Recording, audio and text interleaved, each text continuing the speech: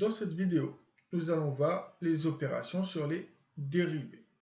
Alors avant de faire ces opérations sur les dérivés, comprenez bien que on ne pourra pas faire d'exercice d'application sur ces opérations si vous ne connaissez pas le tableau préalable sur les fonctions dérivées de référence. Donc ça, j'insiste, c'est à apprendre par cœur.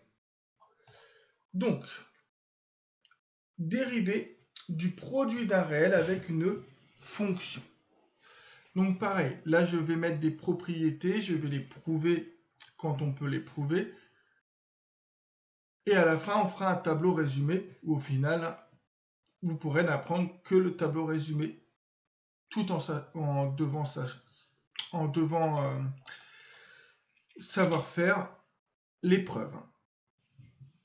Donc, soit K un réel et U une fonction définie dérivable sur un intervalle I. Alors la fonction KU. Alors attention, K c'est un réel, U c'est une fonction. Définie par KU de X, qui est égal en fait à K fois U de X. Donc la fonction c'est, là vous avez la fonction KU où K est un réel et U une fonction.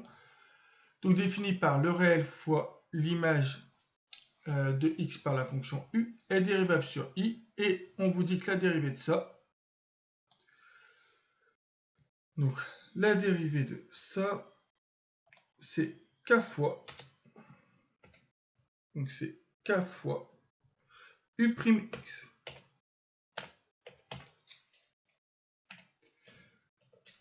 Autrement dit, avec des mots en français.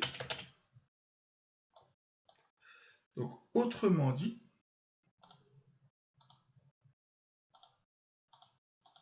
finalement, c'est peut-être ça qui va être le plus visuel pour vous, hein. La dérivée. Donc, la dérivée du produit d'un réel avec une fonction est le produit du réel avec la fonction dérivée. Donc la dérivée du produit d'un réel avec une fonction est le produit du réel avec la fonction dérivée.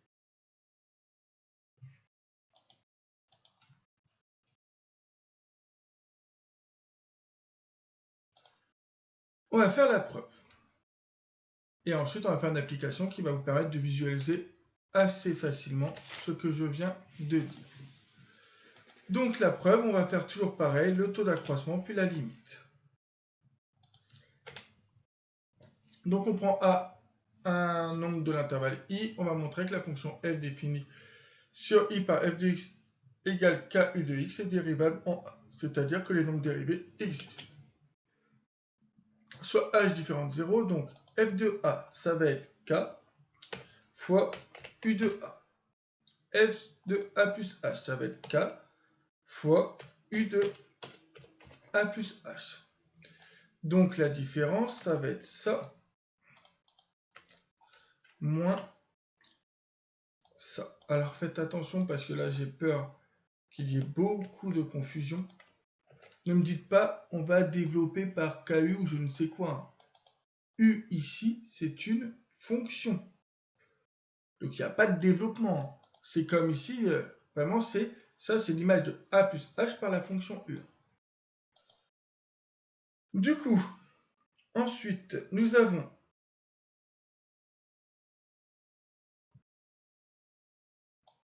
donc ça.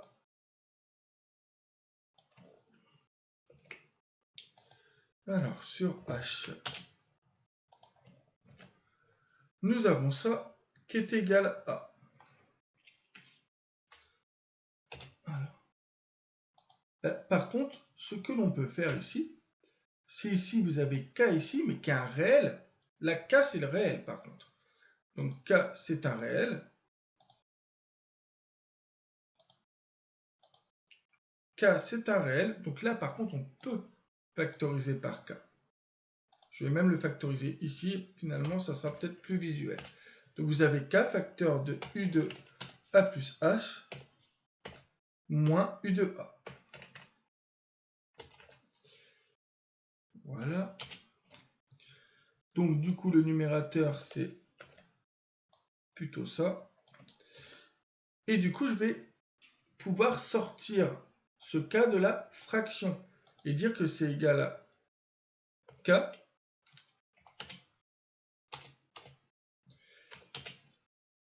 donc K sur U de A plus H moins U de A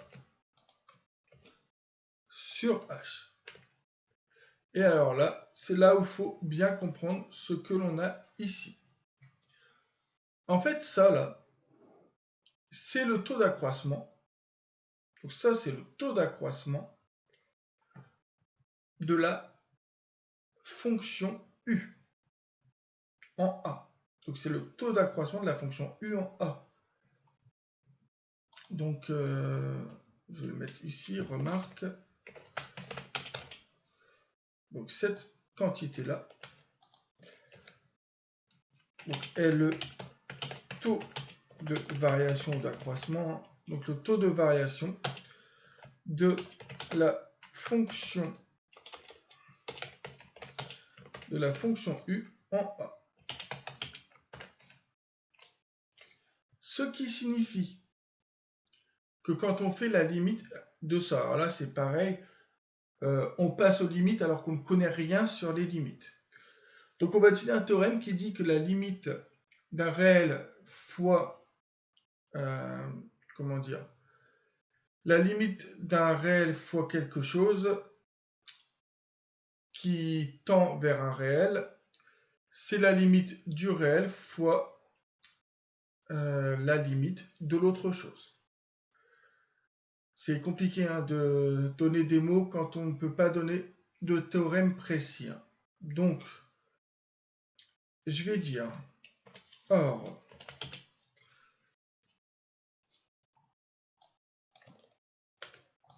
donc, or, on a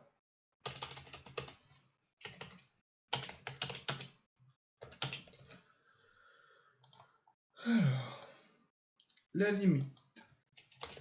Donc la limite de ce taux d'accroissement, ici, c'est U' de A, du coup. Donc ça, la limite de ça, c'est U' de A.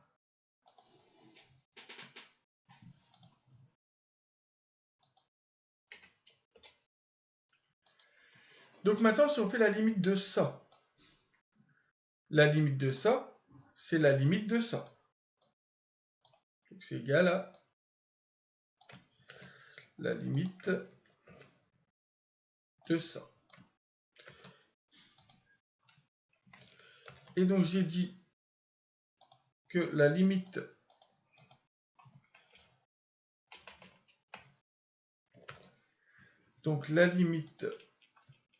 d'un réel, donc la limite d'un réel fois ça, et ben c'est égal à k fois la limite de ça.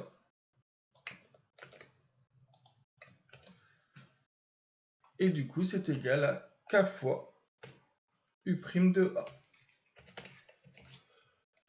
Donc si c'est pas clair, bah, je m'en excuse, hein, mais ça vient vraiment du fait que l'on utilise des propriétés sur les limites, propriétés que l'on ne doit voir qu'en terminale. Pourtant, on nous demande explicitement de vous faire ce genre de preuve. Donc je répète la démarche. On calcule le taux d'accroissement de la fonction f définie par ça. Vous obtenez ça. Ensuite, on doit passer aux limites. Sauf qu'on se rend compte que la limite de ça, en fait, c'est U' de A. Et ensuite, du coup, la limite de tout ça, c'est en fait, c'est le réel fois la limite de ça. Donc voilà comment on prouve que l'on prouve ce que l'on voulait. Donc on va dire maintenant ainsi, quel que soit le nombre A appartenant à I, puisque c'est ce qu'on avait pris au départ. Hein.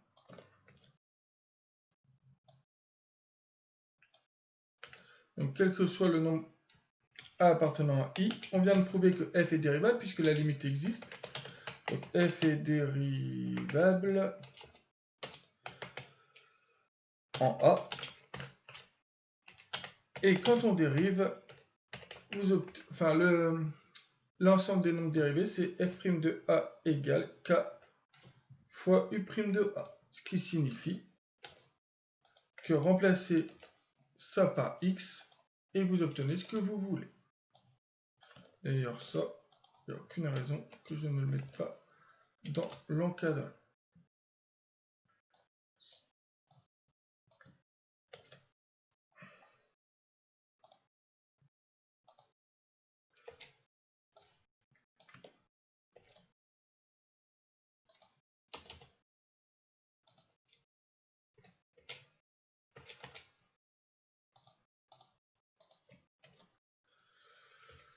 Hop.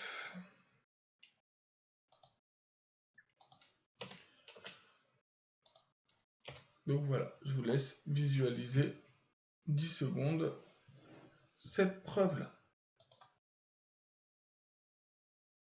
Alors c'est une preuve qui n'a rien de facile. Hein. Il faut vraiment bien maîtriser déjà le calcul de taux de variation, de la factorisation, et bien comprendre le principe quand on passe aux limites, même si je comprends que ce n'est pas si simple, puisque la notion de limite reste floue en classe de premier. Alors, application. Vous allez voir par contre en termes d'application, ça ne va vous poser normalement aucun problème. Donc, vous allez dire pour tout réel x, donc pour tout réel x, on a, donc je renote ce qui m'intéresse là.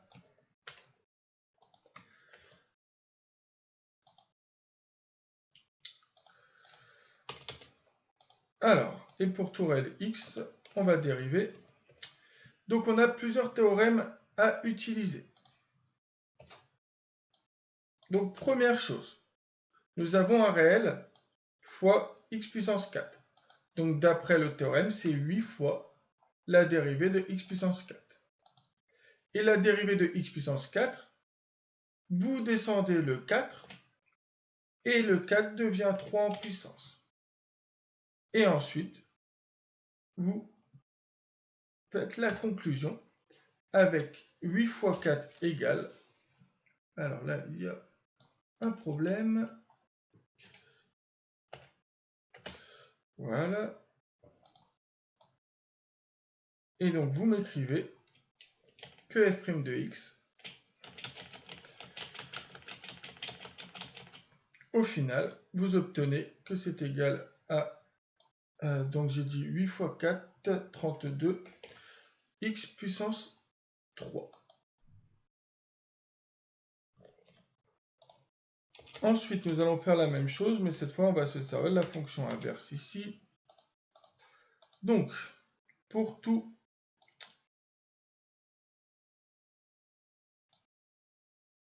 alors, défini sur i, c'est mieux. Donc, défini sur i avec donc, f de x et i égale r ici. Donc, ici, et i égale r étoile.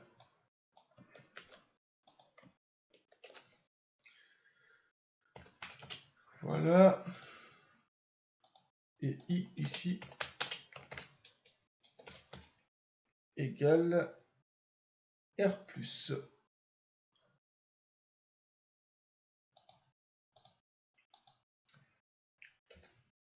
Donc R+, c'est l'intervalle 0 plus l'infini. Voilà. Alors, vous allez dire, pour tout réel x non nul, vous avez g de x qui est égal à ça. Attention, réécrivez bien ça, puisque vous risquez de ne pas visualiser la propriété. G de x égale moins 3 sur x, c'est moins 3 fois 1 sur x. En fait, vous essayez de toujours retomber sur une fonction de référence. Et 1 sur x, c'est enfin, la fonction inverse est une fonction de référence. Du coup, vous allez maintenant faire la dérivée. Et donc, vous allez faire la dérivée ici de la fonction g. Donc, quand on dérive ici un produit d'un réel avec 1 sur x, vous avez le réel, moins 3, fois la dérivée de 1 sur x. Donc, bon, il y a des raccourcis dans ma façon de parler, j'insiste. Moins 1 sur x au carré. Voilà.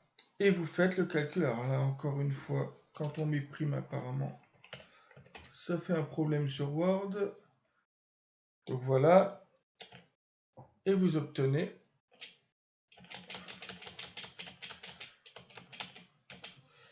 g' de x. Donc g' de x. Alors, ça risque de poser un peu. Non, c'est bon. Alors, moins 3 fois le moins 1, ça fait 3. Donc 3 sur x au carré. Et là, c'est bon, il n'y a pas d'erreur. Voilà. La même chose pour la fonction h, donc qui est définie sur 0 plus l'infini. Donc vous allez dire pour tout réel x positif, donc pour tout réel x positif, on renote l'énoncé, h de x est égal à ça.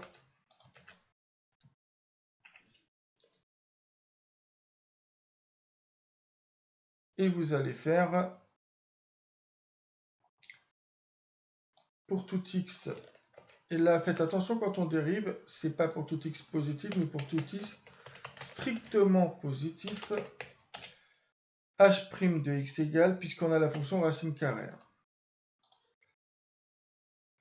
H' de x égale, donc 3 fois, donc 3 fois la dérivée de racine carrée de x, 1 sur 2 racine carrée de x. Tout ça pour avoir à la fin, donc tout ça pour avoir à la fin h' de x égale 3 sur 2 racines de x. Donc h' de x qui est égal à 3 sur 2 racine carrée de x. Voilà. C'est ainsi que s'achève cette vidéo, donc parlant du produit d'un réel avec une fonction.